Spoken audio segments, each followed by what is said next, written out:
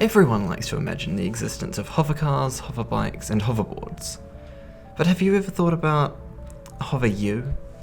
You see, you're never actually making physical contact with anything. Not the pen you write with, or the glass you drink from, or even the chair you're sitting on. This is because everything is made up of atoms, which contain protons, neutrons, and electrons. The electrons are the important part in this case, as they surround the atom, forming an outer shell. Electrons all have a negative charge, and like magnets, similar charges repel each other. If you've ever tried pushing two magnets together, you'll probably remember feeling the force of them trying to push each other apart. Believe it or not, the same thing happens at an atomic level with electrons. Therefore, when atoms get close to each other, they either cause a chemical reaction, or they repel each other.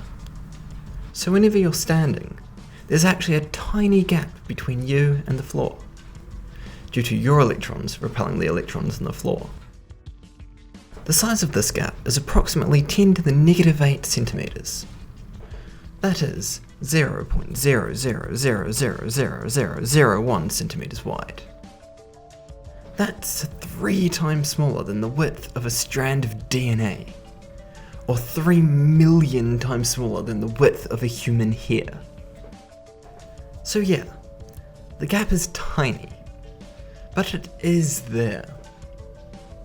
So technically, you're always hovering.